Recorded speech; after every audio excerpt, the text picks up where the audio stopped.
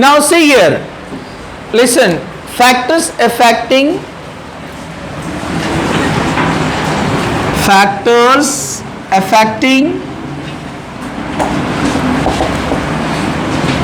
the conductivity, नहीं भी आए तो कोई प्रॉब्लम नहीं है यहाँ पर। फैक्टर्स अफेक्टिंग कंडक्टिविटी यानी जो करंट फ्लो हो रहा है उस पर कौन कौन से फैक्टर्स इफेक्ट करते हैं। छोटा सा पॉइंट है, जरा ध्यान से सुनिए। पहला हम यहाँ पर दो अलग अलग इसको सेपरेट करेंगे। कैसे? मेटालिक कैरेक्टर, मेटालिक कंडक्टर, इसके लिए अलग मेटालिक कंडक्टर्स यहाँ पर हम अलग देखेंगे। इलेक्ट्रोलाइटिक यानी सोल्यूशन के अंदर, इलेक्ट्रोलाइटिक यानी सोल्यूशन की बात कर रहे हैं हम यहाँ पर। ओके, तो दोनों में अलग अलग फैक्टर्स है, ये आपको अच्छे से ध्यान से याद रखना है। पहला जो फैक्टर है nature and structure of metal. Metal का नेचर कैसा है और उसका स्ट्रक्चर कैसा है, इस पर जो है कंडक्टिविटी, कंडक्टेंस डिपेंड होता है, ये आपको याद रखना है। दूसरा, number of valence electron, number of valence electron, ये तो हमको पता है जो कंडक्टेंस होता है, जो करंट फ्लो होता है वो डिपेंड करता है नंबर ऑफ वैलेंस इलेक्ट्रॉन पे। जितने ज्यादा फ्री इलेक्ट्रॉन रहेंगे उतना कंडक्टेंस ज्यादा। किसी के पास वैलेंस इलेक्ट्रॉन 1 है, सोडियम है, कंडक्टेंस कम होगा। मैग्नीशियम में वैलेंस इलेक्ट्रॉन 2 है, आगे जाएंगे वैलेंस इलेक्ट्रॉन 3 है। जितने नंबर ऑफ वैलेंस इलेक्ट्रॉन ज्यादा उसमें क्वांटिटी ज्यादा है मोबाइल इलेक्ट्रॉन की, तो कंडक्टेंस बहुत अच्छे से होता है, कंडक्टिविटी ज्यादा होती है। थर्ड पॉइंट होता है, थर्ड पॉइंट है टेम्परेचर। ये बड़ा ध्यान से देखना और याद रखना। टेम्परेचर, कंडक्टिविटी यानी कप्पा डिक्रीजेस विथ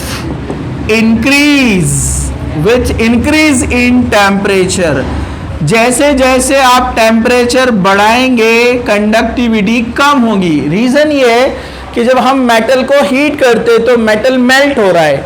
मेल्ट हो रहा है मतलब उसके, मैंने बताया ना आपको, मेटेलिक बॉन्ड क्या होता है, पॉजिटिव कैटायंस एक दूसरे से क्लोजली पैक्ड है, राइट। तो उसमें के इलेक्ट्रॉन्स जंप करते हुए आगे बढ़ रहे हैं, मोबाइल इलेक्ट्रॉन्स।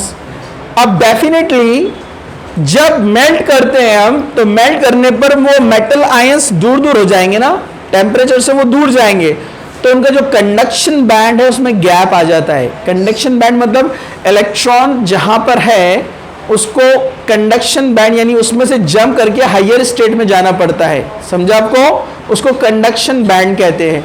तो डेफिनेटली जब हम हीट करेंगे तो कैटायंस दूर दूर चले जा रहे हैं, इलेक्ट्रॉन इजीली मूव नहीं हो सकते एक जगह से दूसरी जगह, समझा आपको, उनका आपस में रिलेशन टूट रहा है। इसलिए टेम्परेचर बढ़ाने पर कंडक्टिविटी क्या होती है, कम।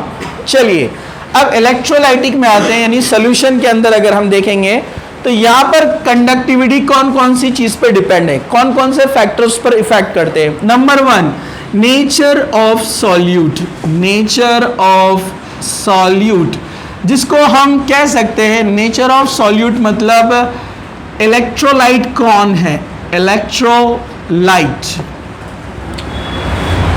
जो जल्दी डिसोसिएट होते हैं, जिनका डिसोसिएशन ज्यादा है, easily plus ion minus ion देते हैं, डेफिनेटली उनका कंडक्टिविटी ज्यादा, यानी आयोनिक नेचर, समझा आपको क्या रहेगा, आयोनिक नेचर। तो जो आयोनिक कंपाउंड्स होते हैं, स्पेशली इनऑर्गेनिक कंपाउंड्स, वो जल्दी से आयन बनाते हैं, और जो आयंस अच्छे से बनाएगा डेफिनेटली वो अच्छे से कंडक्टिविटी शो करेगा, plus ion minus ion.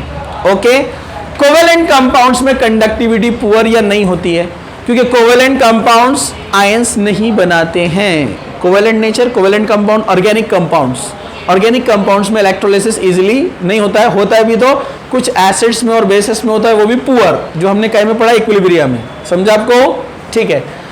Second है nature of solvent.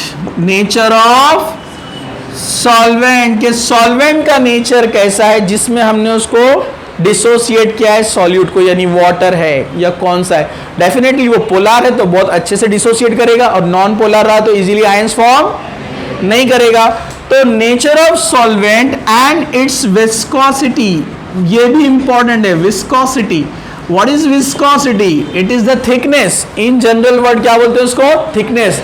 Actually viscosity को डिफाइन करते हैं, it is the flow of a liquid या rate of the flow of liquid. ये किसी भी लिक्विड का फ्लो रेट बताता है। जैसे फॉर एग्जांपल एक स्लोप है, उस पर आपने पानी का ड्रॉप छोड़ा, आसानी से बहकर चला गया, लेकिन वहीं आपने एक हनी का ड्रॉप छोड़ा, हनी जाएगा स्लोली स्लोली, वहां पर से वो मूव होगा, मतलब उसका विस्कोसिटी ज्यादा है। क्यों विस्कोसिटी ज्यादा है? क्योंकि उसके हनी के जो मॉलिक्यूल्स है वो आपस में इंटरेक्शन करके एक दूसरे से इंटरमॉलिक्यूलर स्ट्रॉन्ग बॉन्ड बनाते हैं, जो आसानी से अपने मॉलिक्यूल को छोड़ता नहीं है, तो वो आगे जा नहीं सकता ना।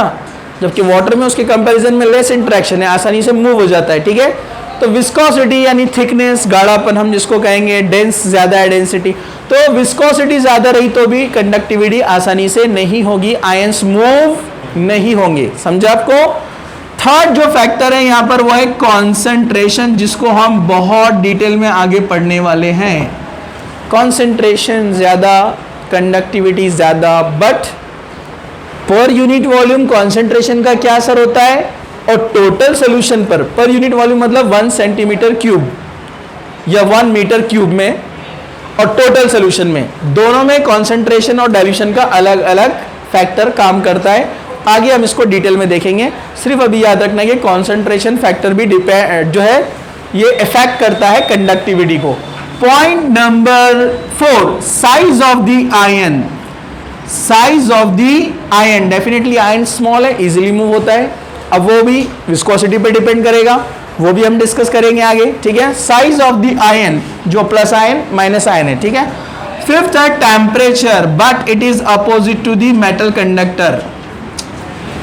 Conductivity, yes, increases with increase in temperature।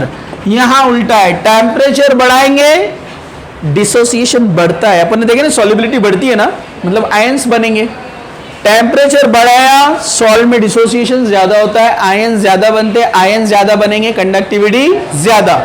Metal में उल्टा है, conductivity decreases with increase in temperature, और यहां पर conductivity increases with increase in temperature, क्योंकि यहां टेम्परेचर बढ़ाने से सोल्यूशन में आयंस ज्यादा बनते हैं, तो कंडक्टिविटी ज्यादा, प्लस आयन माइनस आयन ज्यादा, तो मूव होगा ना ज्यादा, करंट कैरी करेगा ना ज्यादा। ठीक है, लेकिन टेम्परेचर में, ये मेटल में टेम्परेचर बढ़ाने से क्या होता है? जो कैटायंस में इलेक्ट्रॉन जंप करके भाग रहे थे ना एक दूसरे पर फुदक फुदक के, अरे समझा क्या? टेम्परेचर बढ़ाने से वो दूर हो गए ना, तो इलेक्ट्रॉन को अब जंप नहीं करना आएगा ना, कंडक्शन बैंड क्या हो गया? बढ़ गया है, वो मूव नहीं हो सकते, मतलब करंट पास नहीं हो सकता आसानी से। समझा आपको? तो टेम्परेचर बढ़ाने से मेटल में वो प्रॉब्लम आ जाती है। ठीक है, तो ये थे फैक्टर्स, 3 फैक्टर्स है जो मेटालिक कंडक्टर पर इफेक्ट करते हैं, और इलेक्ट्रोलाइटिक यानी सोल्यूशन पर जो इफेक्ट करते हैं वो 5 फैक्टर है। ये आपको याद रखना है, राइट? ओके।